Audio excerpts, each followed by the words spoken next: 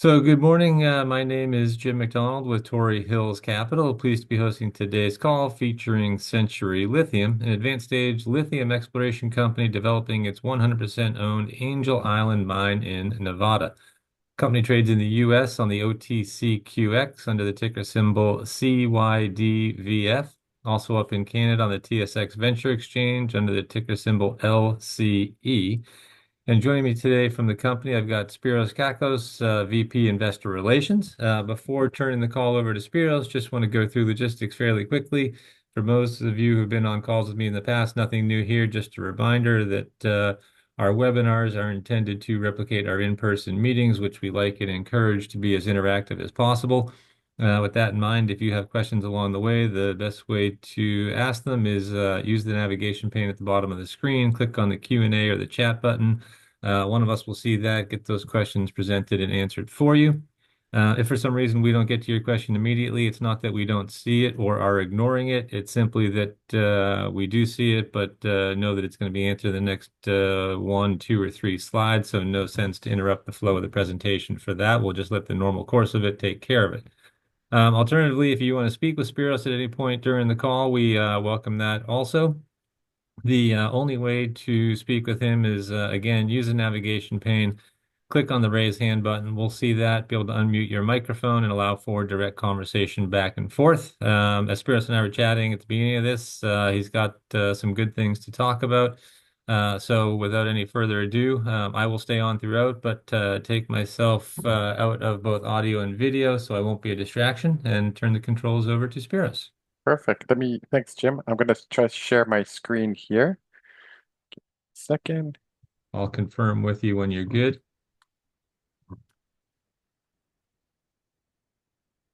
Big.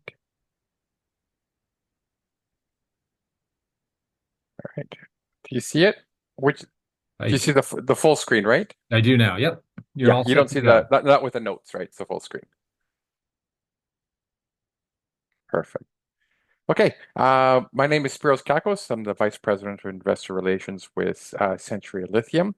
I'm here to talk to you about our projects, some of the developments, the market, and a bit of everything. So I'm glad to take on any questions.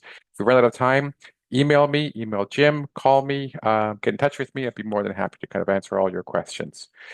Projects in Central Nevada, as you can see, here's the project. It's flat.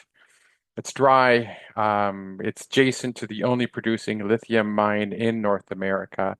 And the light gray stuff that you see on top is our lithium claystone. It's at surface. It goes down to about, 300 meters, I think, down below.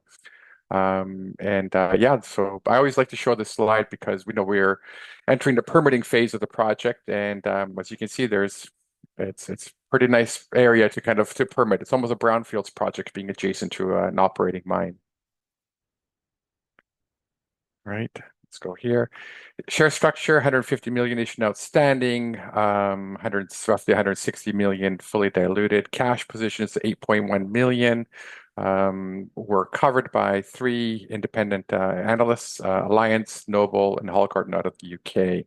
Right. So market caps roughly for 40 million right now or so. So that's yeah, it's kind of hard to believe a company so advanced is trading so low, but we've all taken huge hits. If you look at any company from like SLI, LAC, or us, from October till now, we've lost half of our valuation, and all of us have had lost most of valuation since the last couple of years, since the price of lithium has capitulated.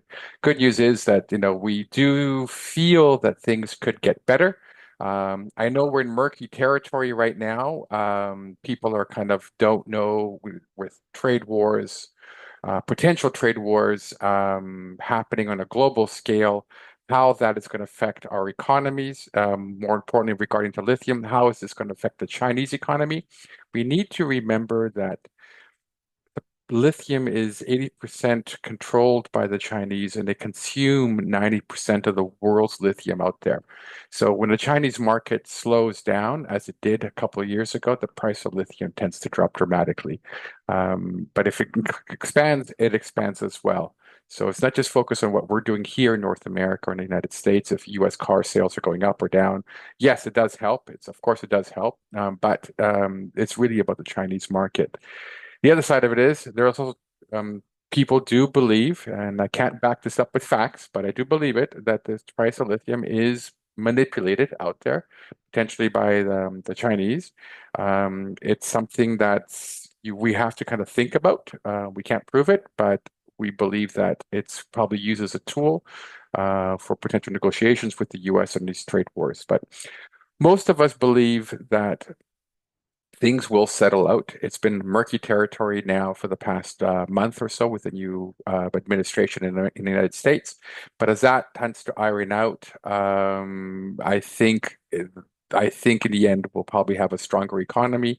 And if these trade wars are just more tough speak than anything else, and nobody wins in a trade war, as we both know, as we all know.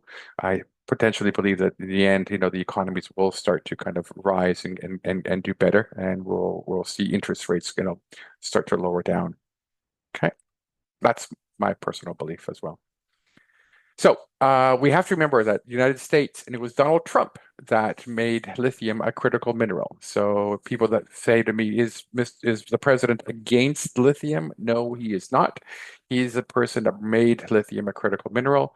He also designated it that its designation favors domestic sources. So Canada signed on to that agreement with Donald Trump, which means if we find it here in Canada or in the United States, it goes for our domestic usage as well as a priority.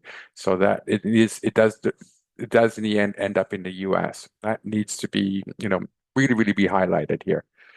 So the Inflation Reduction Act was brought on by President Biden. I think from what we're hearing on the news that could be scrapped.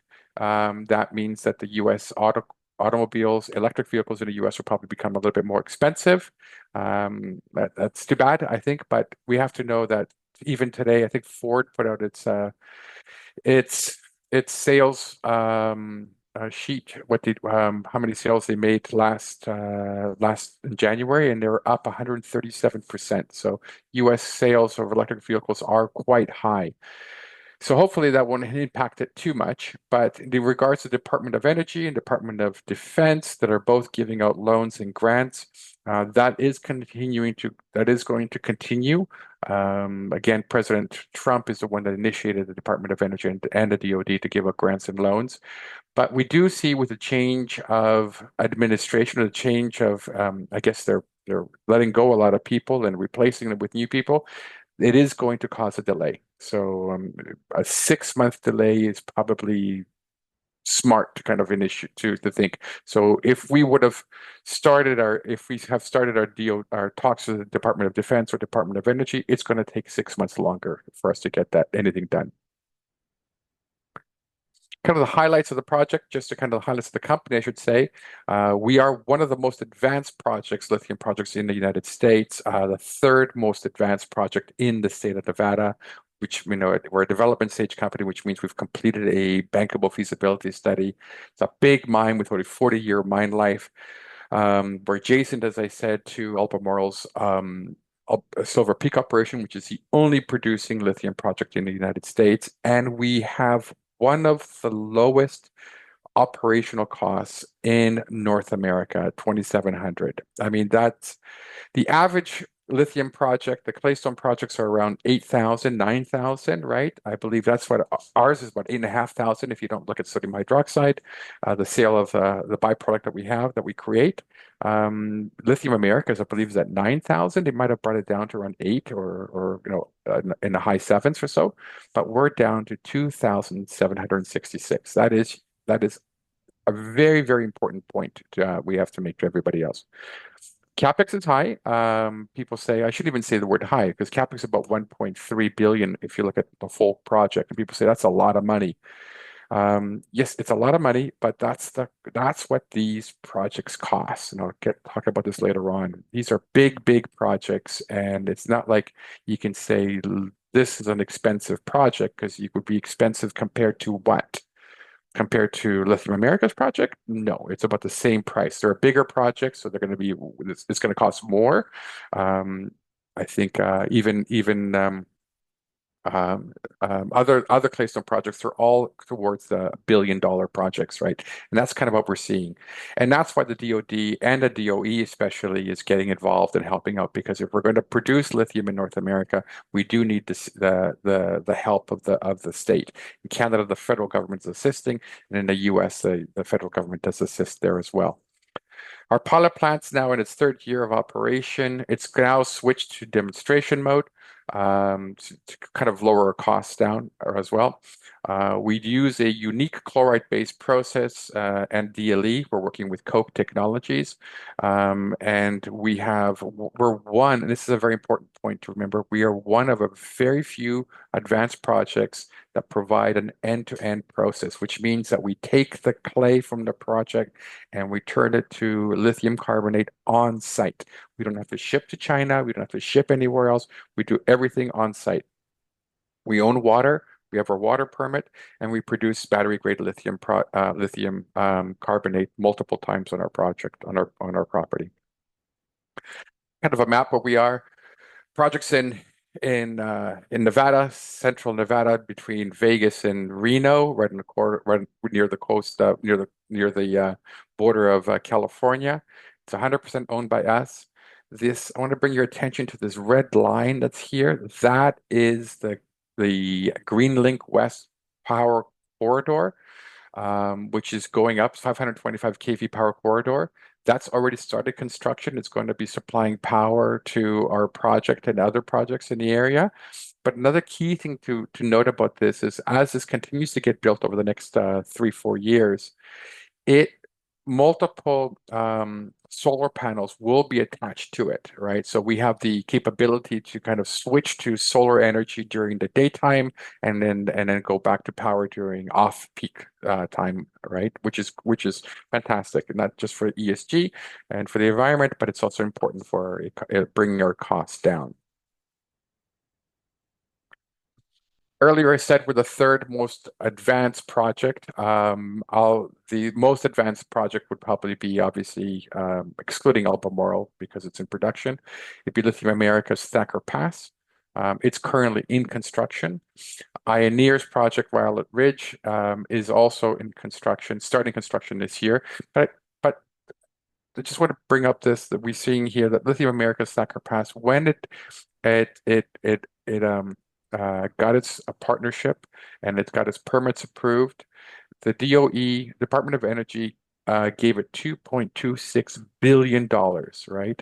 Ioneer, when it got its permits approved and it's got a joint venture as well, they they were granted a loan of almost $1 billion for their project. I think this number is going to continue to kind of change and go up as well. So what they're doing is basically 80% up to 80% of your capex is being covered by low interest loans. So no matter what your figure is, $1 billion, 900 million, or 4 billion, you're getting roughly about 80% of that is being covered by low interest loans. It's a way to get to it to help bring in some of the bigger companies to assist and bring these projects towards production because they are quite expensive. It's a big deposit that we have. We're looking about roughly almost 300 billion tons of proven and probable. The grade is quite low compared to Lithium America, but it's a big deposit. It's near surface, so it's flat. There's no overburden or anything like that, so it's really easy and very inexpensive to take out. Right? It's very leachable, low acid consumption. The feasibility study that we put out last April, it shows us that we can bring this project to production in 3 different phases. If a partner like Albemarle or somebody big, Sibanye comes in, or Ford or GM or whoever, they would probably take phase 1 and phase 2 and to combine it into one. It would make more sense. But we kind of broke it up just to show kind of what the steps could be like. Phase 1 to 5, we'd be running the project at 7,500 tons per day, producing 13,000 tons per annum per year. Capital cost about 1.5 billion. The reason that's so expensive, it's over $1 billion there, is because I'm going to just jump here. Your chlor-alkali plant is $500 million right there. So you got like a good chunk of a third of your value of your cost is your chlor-alkali plant. And your chlor-alkali plant it lasts you for over 10 years. So it doesn't cost, that's why it's only $651 million for phase two to run it at 27 tons per annum, to produce up 27,000 tons per year, running at 15,000 tons per day. Its cost is just about a half a million. So that's important. But I want to stress the reason we need the chlor-alkali plant is because it does produce sodium hydroxide. I'm going to just jump here quickly. And sodium hydroxide is the key. We have a lot of salt. So, most companies use hydrochloric acid, I should say sulfuric acid. We've decided to use hydrochloric acid, so we get sodium hydroxide as a byproduct. And that byproduct now is we get so much of it that it's become available for sale. So last month, January 16th, Century and Orica signed a MOU on the off sale for the sale of sodium hydroxide. And what we're showing is that we'll be producing membrane grade sodium hydroxide, and they're going to buy it for the first 5 years and have an additional right of first refusal for the next 5 years. So a total of 10 years. The price is yet to be determined. We don't want to put a price on it now because project has to be, financed, and we got to start moving it towards construction and get the permitting done. So we've got a few more years ahead of time, but that'll be ironed out. When you look at the prices of sodium hydroxide, we have it in our feasibility study at $600, right, per ton, and it's traded as high as over 1,500, and it's roughly around this territory here, between around $1,000 or so, right? So there's a lot of movements that we can bring in and help bring our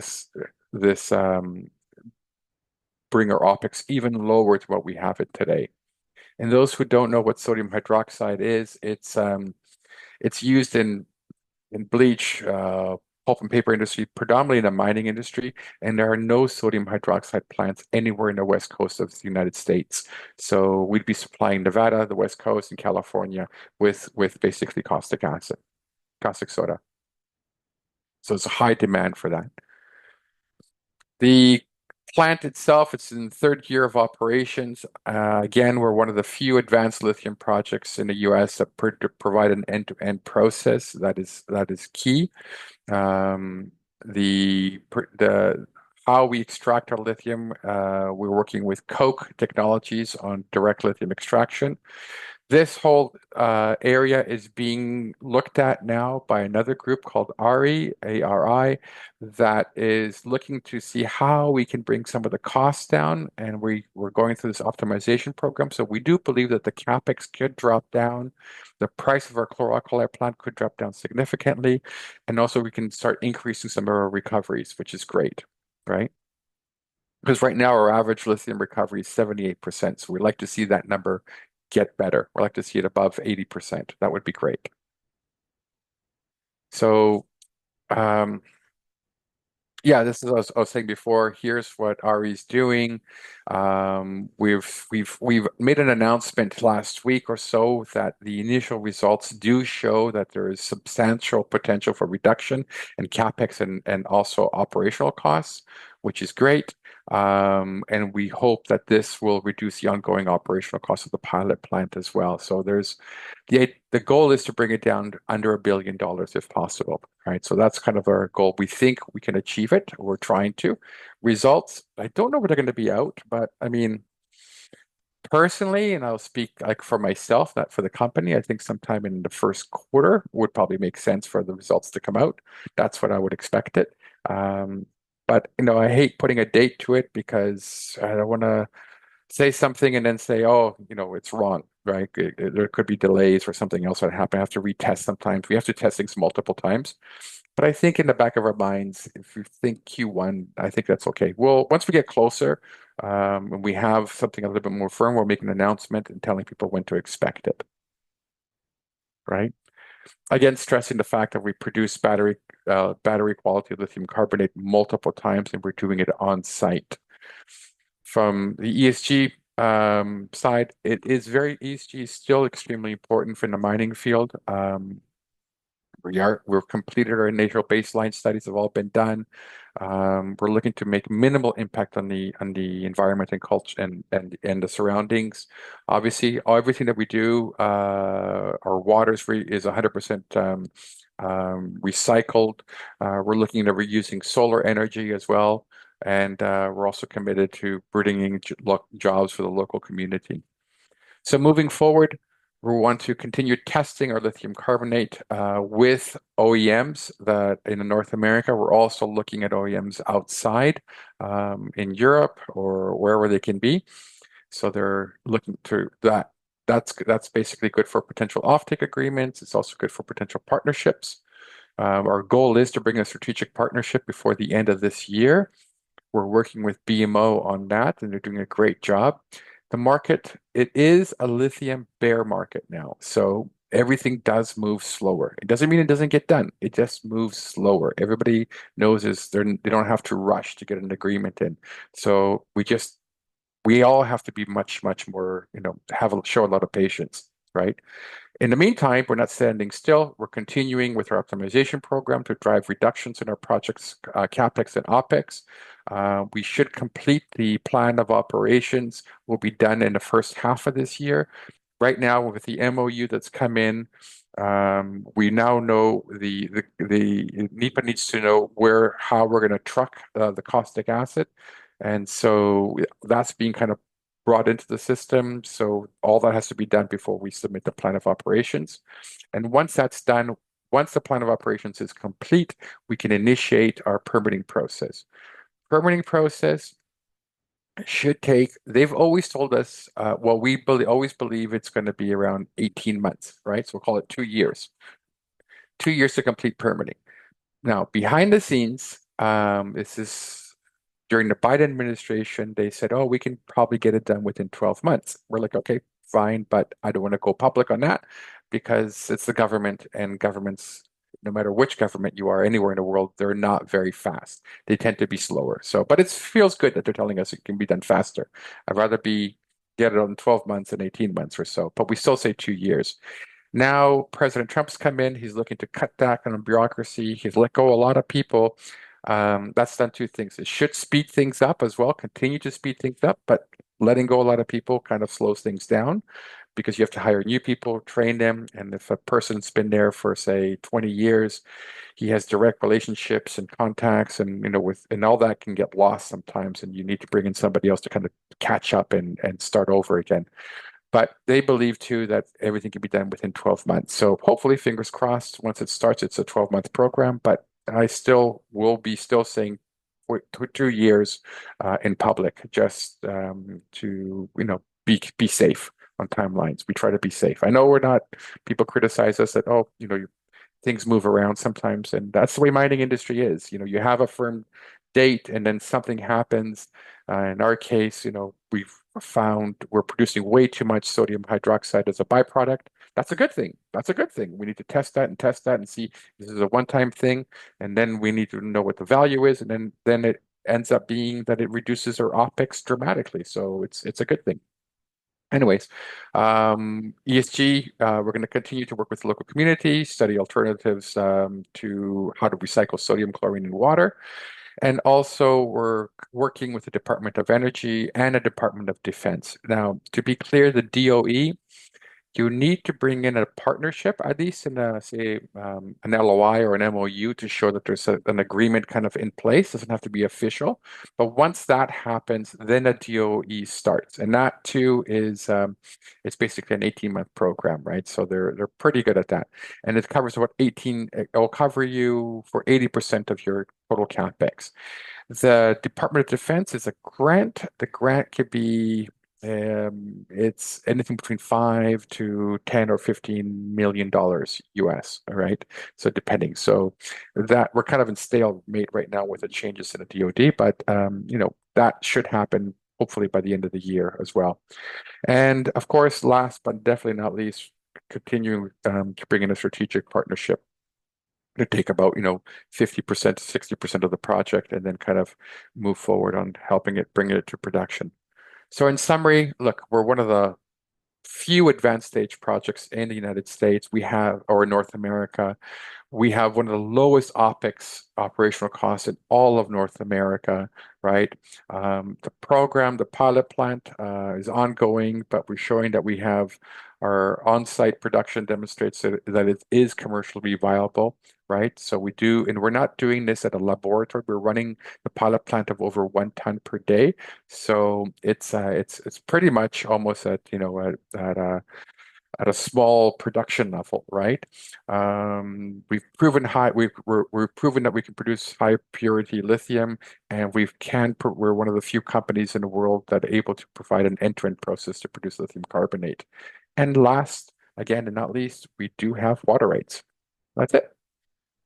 Any questions out there? Fantastic. Lots of questions out there. I Yeah, yeah, didn't want to please. interrupt you. You were on a good path. And Francisco, I do see your hand up, but I do see you also typed in a question. So Sure. we'll get to you in the order that they came in. So with that, if so, first question for you, Spiros. If Albemarle is the only producer in the U.S., how many others are out there operating a pilot plant similar to you?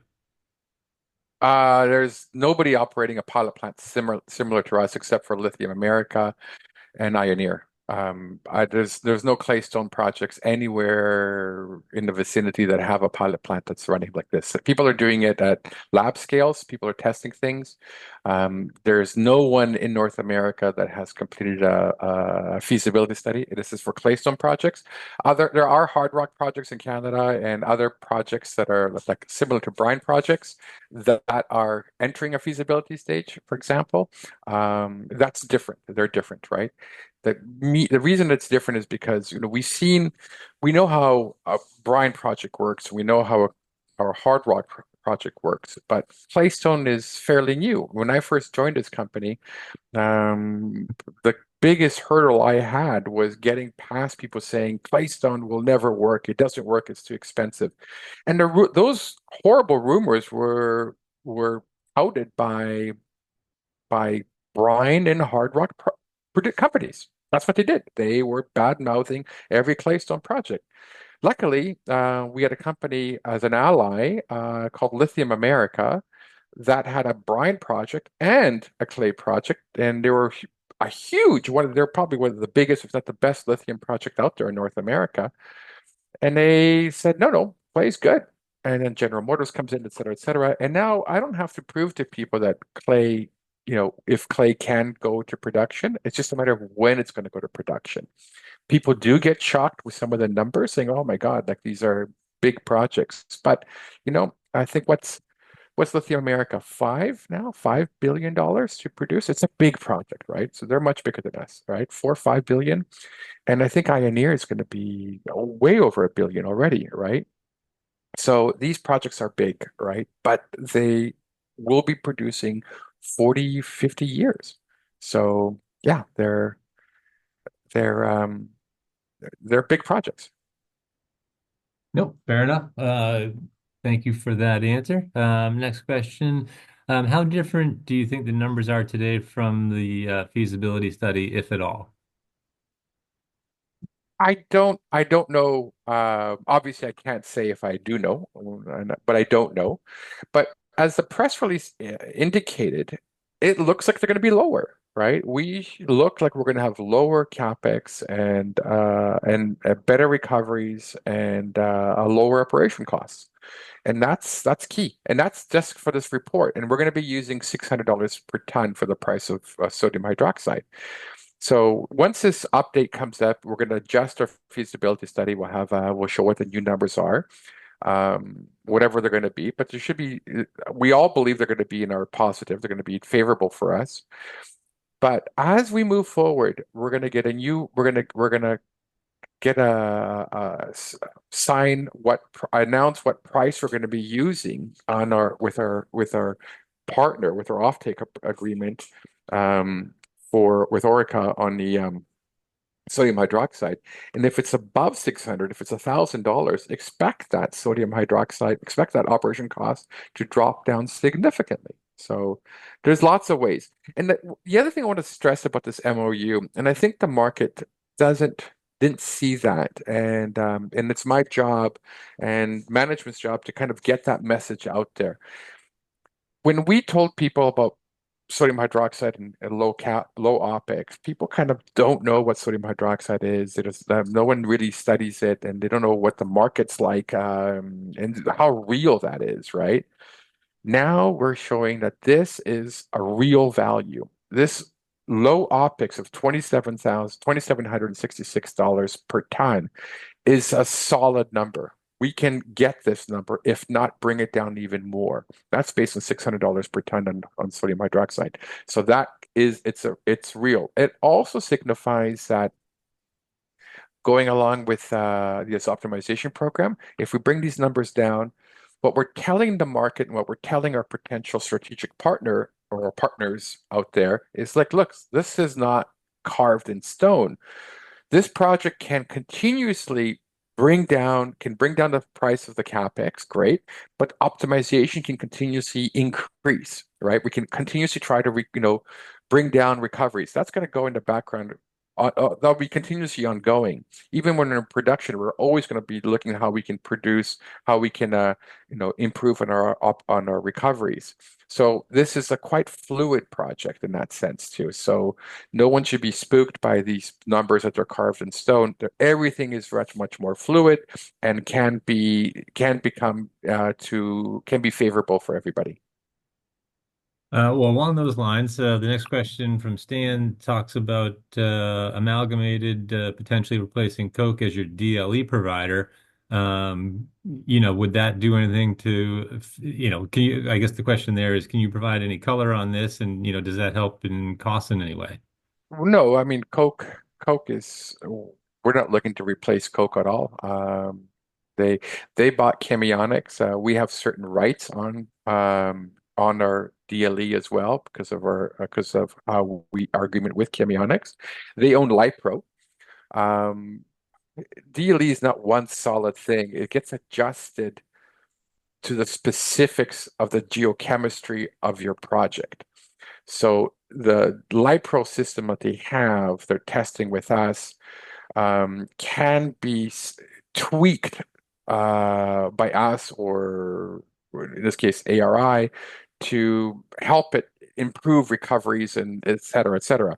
So, but we're still using Lifepro, which is owned by Coke, and Coke has been a great partner so far, and we want to continue working with them. We're very pleased.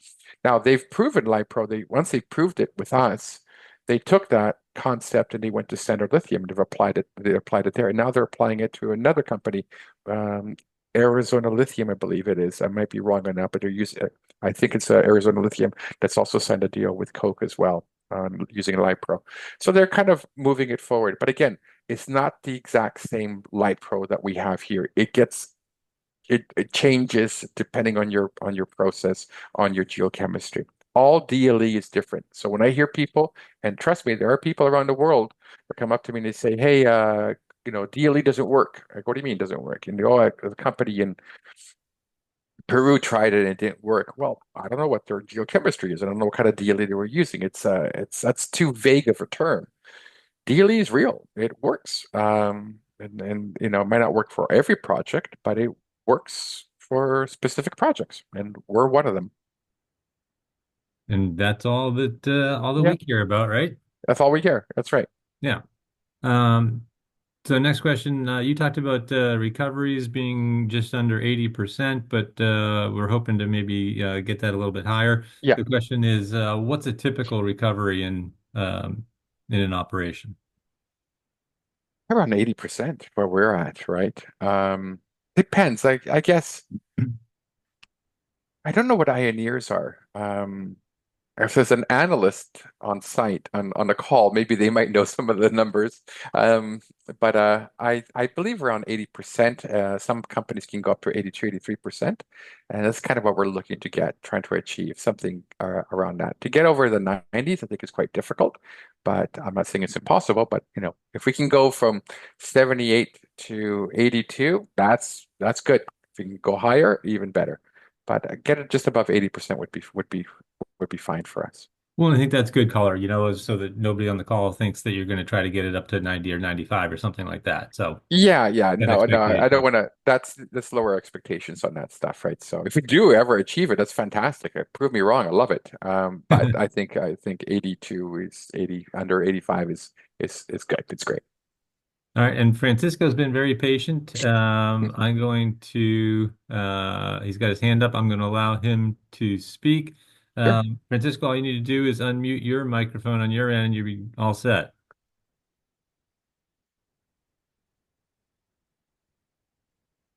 Oh, there we go. Francisco, can you're on mute?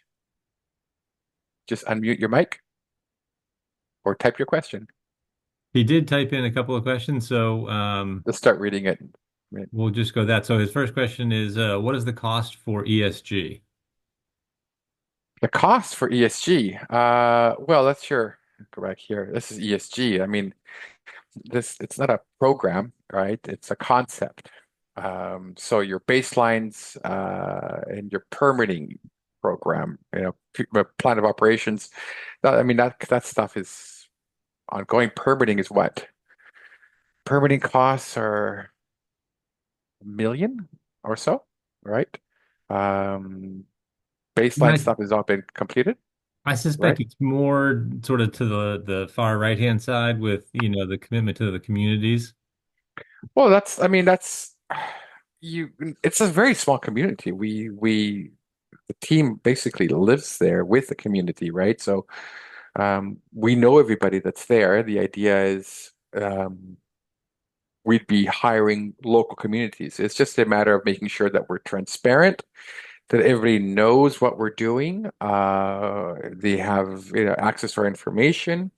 And that's kind of an ongoing process that we do. So we're not look. I mean, we're not running a campaign or some sort of putting money down. We don't have a designated ESG individual yet. Eventually, I guess once you're moving it towards production, you would have somebody who would be VP of sustainability. That would have a cost to it, but it's quite minimal at this time. It's more having continuous relationships with the community. We have designated people in our office that live there, that in the area that have ongoing discussions with it could be the mayor, it could be with the community, and if people have questions, we answer them and take them on site and show them what we're doing and what our goals are. So that's just part of our ongoing business. Okay, yeah, and Francisco, hopefully that answered your question. Yeah, yeah. So there's no Um, budget. There's no budget for that, right? So there's no cost for it. It's just part of business at this point. Eventually, yes, there will be a budget with an ESG individual. Perfect. And then from Austin, is it possible to expand your water rights? And if so, how would that expand the project, if at all?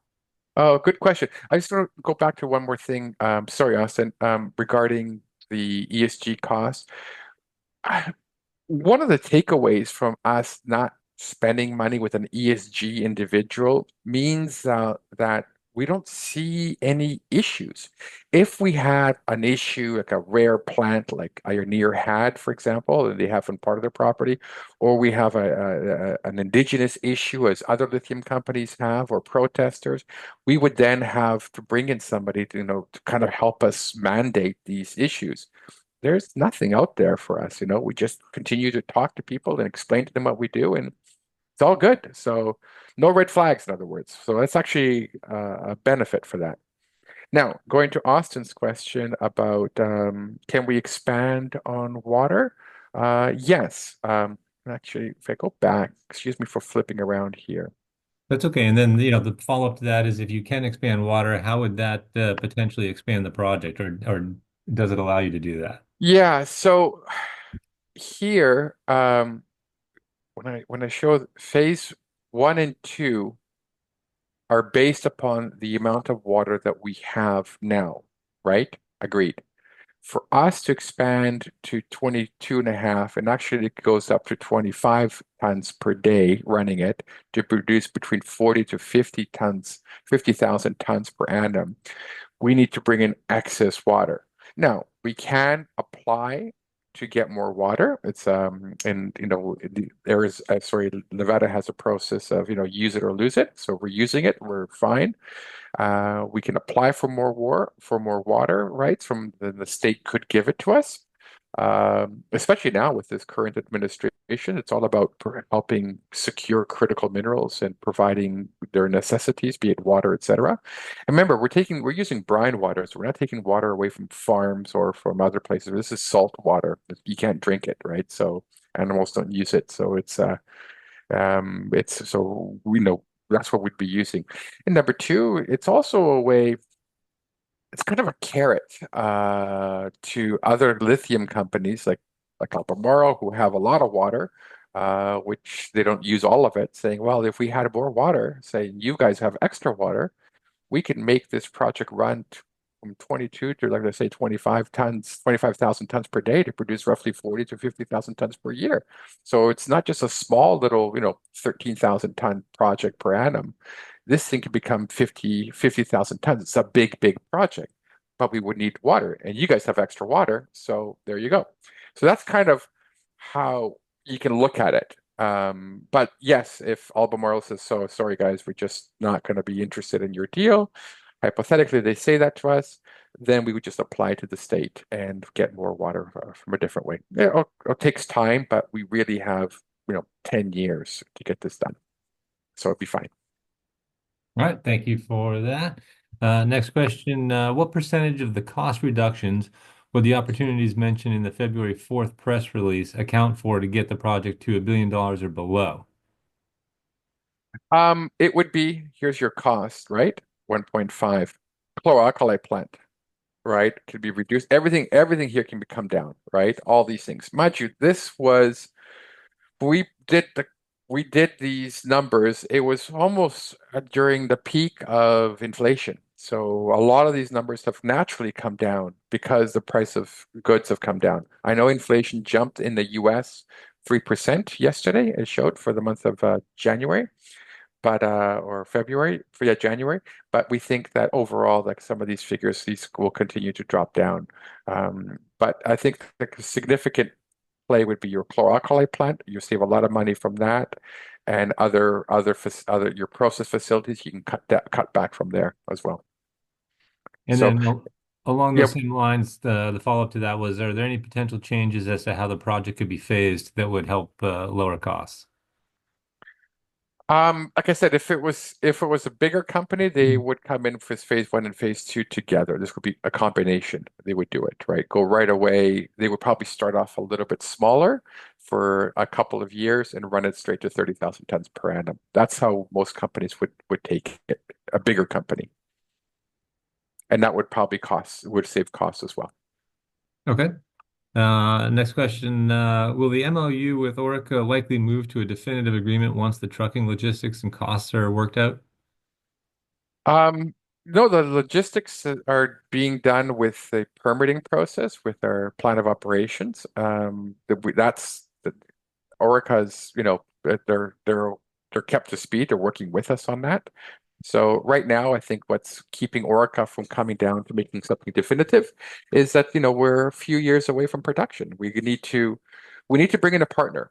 We need to bring in a partner. And who knows, maybe they become a partner. I don't know, right? That'd be great. It's a big company, so I'm not ruling out anybody at this point. But I think the fact is that, we need to bring in a partner to get the Department of Energy's low interest loans, show a pathway that this project, be it 900 million or 1.5 billion, is feasible.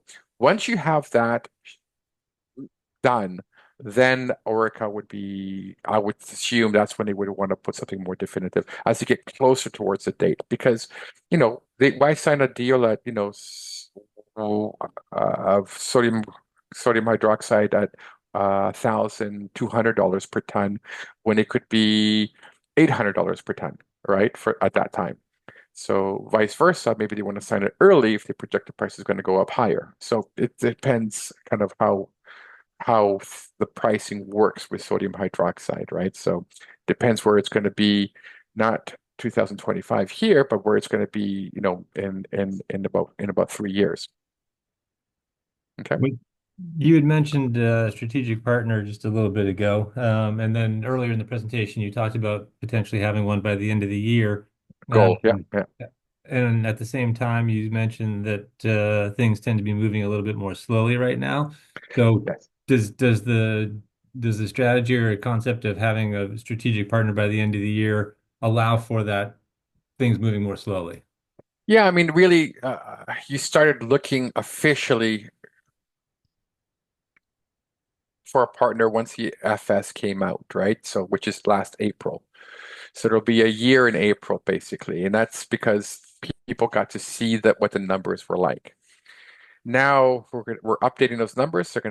Everybody will take those numbers that we come up with. They're gonna run them through their models and come up with their own costs and valuations.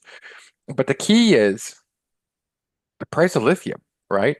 So what's it going to be? Where is it going, right? So if I kind of just kind of go back here, our study, we used 24,000 for the price of lithium, which is the same price that Lithium America did. I know I got some calls, some people saying, and I think it was somebody wrote something saying that, how can how arrogant we were to use 24,000 when the price of lithium was trading at nine. Well, yeah, it's trading at nine then, but we believe when we go to production, it'll be trading at 24. Imagine when 3 years ago, when the price of lithium was trading at 95,000. What if I put in 95,000 as my base case? Would that be smart? Right? That's what the price of lithium is. But you can't look at what it is today. You have to look at it where it's going to be. And that number isn't the number that we pick. That's the number that, we talk to Fast Market, we talk to Benchmark. They tell us, they guide us what the numbers are going to be. And at the end of the day, most people projected that the price of lithium in the next 5 years will be I think it was between 27 to 31,000.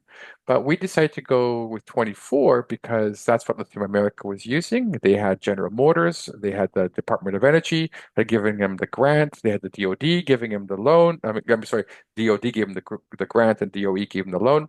And everybody was pleased with 24,000. They're going to be in production more or less the same time that we're going to be in production, right? So it makes sense keep comparing apples with apples. But that being said, if everybody's watching it now, so we had hit 11,000 last month or so for the price of lithium carbonate. Today or yesterday dropped down to 10,500 again. It dropped down 500 points, right? Because of the current economic uncertainty that's out there. So as we continue to talk, everybody wants to they're all looking at what these prices are going to be. If it continues to show that the price of lithium goes towards 15,000, say by the end of the year, it's moving, continuously moving slowly at an uptick. It allows the project to allows your potential strategic partner to kind of move closer towards a deal. But if we continue to get these hiccups, the price fluctuates and there's uncertainty, it might take longer. That's if you're dealing with a lithium company. But if you're dealing like with a Rio Tinto out there, or Sabania, they move differently. They see things a lot differently. They just look at big projects and jumping into them. If we're looking at working with an oil conglomerate group like Standard Lithium is, that they're looking at things differently as well.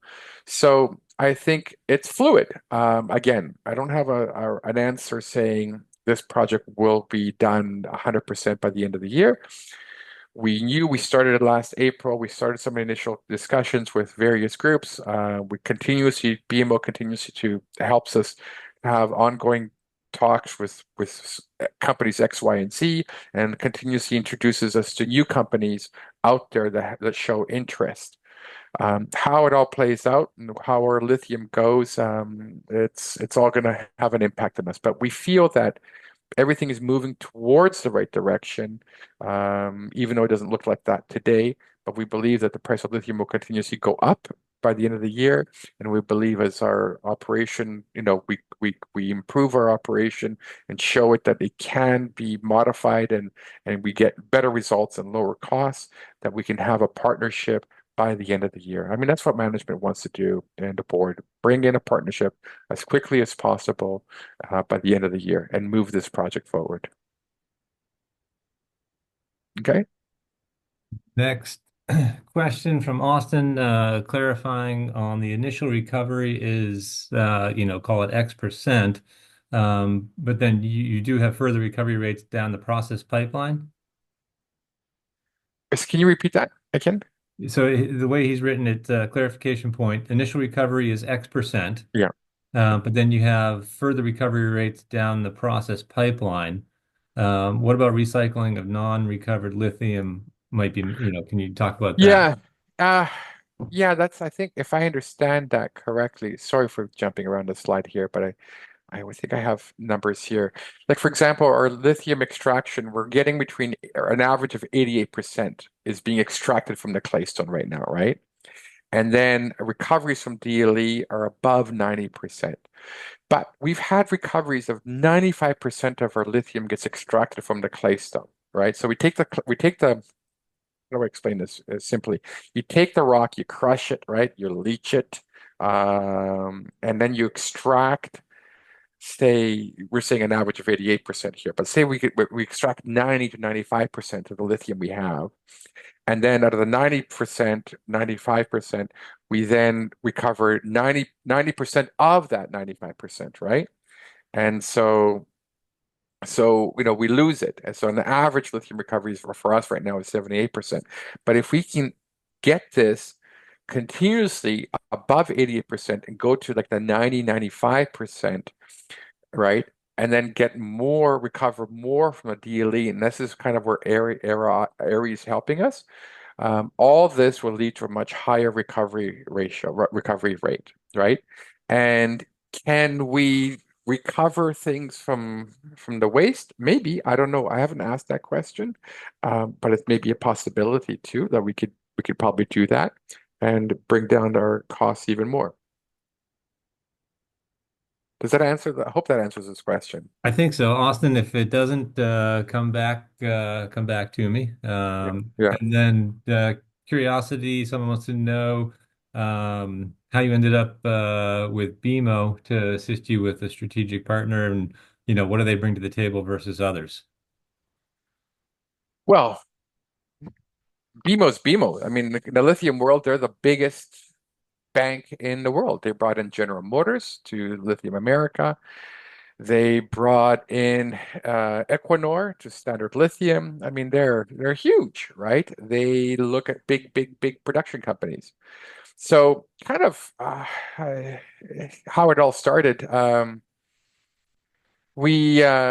had met BMO. I talked to BMO in Toronto. Brom knows a couple guys from BMO in Toronto. And I met one of their analysts in London at the Swiss Mining Institute, and another fund fund manager in Switzerland, who's a friend of mine, asked if he can make if we're working closely with BMO, and I said, "Oh, we know them, we talk to them, but we're still talking to a lot of banks." And he helped us put a conference call together, made a proper introduction in order to. Then we found out that Bill knew one of the heads of mining from BMO. They had shared a cab together, and they were at a conference at a benchmark conference together in Washington.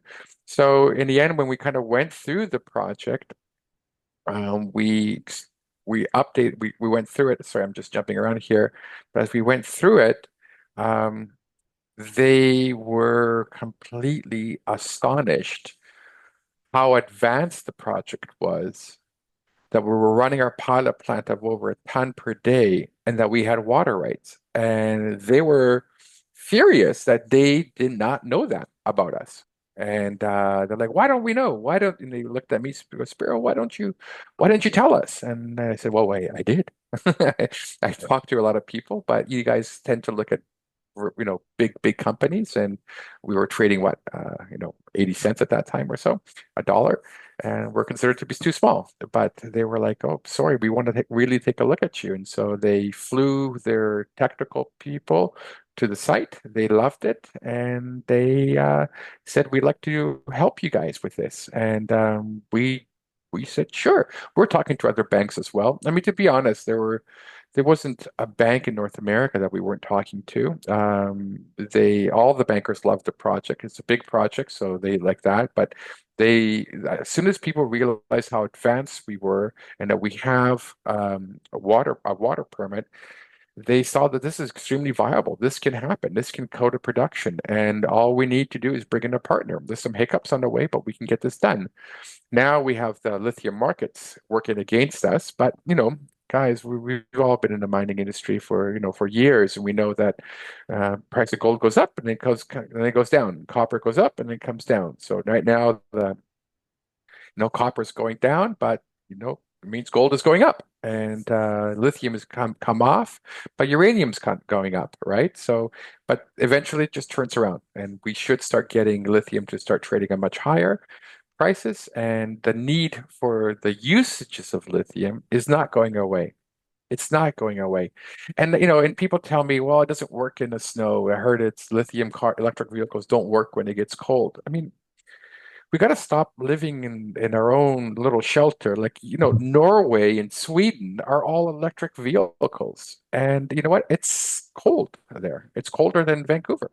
It's colder than most of Canada, right? Not most of Canada, some of Canada. It's cold. So yeah, it does work. And people say, well, no one's buying electric cars it is in the US, and I can't see myself doing that. Well, it's not just about what Americans are doing. I mean, or what Canadians are doing. We North Americans are not the center of the world. I mean, Europe's already adjusted to moving towards electric vehicles. Most cars in Europe are electric, and moving towards that way. I'm in Canada, and Vancouver is putting in lots of infrastructure. You see electric vehicles there everywhere. They're like it's like seeing a Toyota. There's Teslas and BMW hybrids and BMW electric cars, etc., Porsche electric cars everywhere here. And same thing with the west coast of California. But you don't see it as much in Toronto. You don't see it as much in Montreal. You don't see it in New York. You don't see it in Chicago. You rarely see it in New York. So it's not a Republican Democrat thing or Canadian versus American thing. It's that the infrastructure hasn't been put to place in the in the east coast of North America. But that will happen. But then the next step is Mexico City. Talking about what, 27 million people, right? That's going to go partially electric, right? Your cabs, your taxi drivers, your delivery trucks, they're all going to end up being electric, right? Be it Chinese electric cars or Ford electric cars or whatever it's going to be. And then you're looking at, Latin America and other countries, India, right? So it's moving that way. I'm not saying you're going to have to give up or we're going to give up our combustion engine or your truck or your BMW, whatever you have. It doesn't matter. You can keep your combustion engine if you like it, but urban centers tend to go electric. So if a family has 3 cars, I believe, one of them eventually will be electric in the future. And you don't buy a stock on what it is today. You buy a stock on what it's going to be tomorrow. You buy a stock when it's trading at low prices, where lithium is trading down at 10,500, because you believe that the price of lithium is going to go to 20, 30, 40,000 down in the future, right? So that we have to look at the world where it's going to be moving and where it's going to be shifting.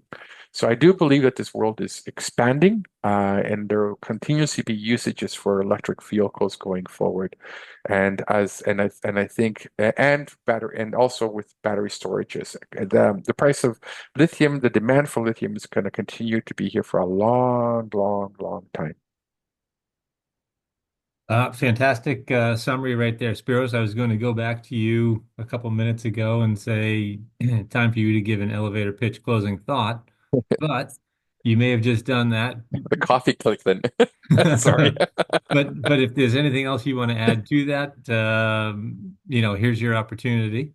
Yeah, and look, I just want to, stretch out and say how much I appreciate our shareholders. I know it can be very frustrating sometimes.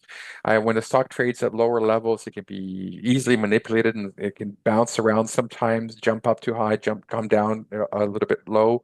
And people are worried about how much money we have and our spending. We got $8.1 million in the bank. We're not desperate. We have cash. We're preserving our cash. We're continuously cost cutting things. Trying to be efficient with the money.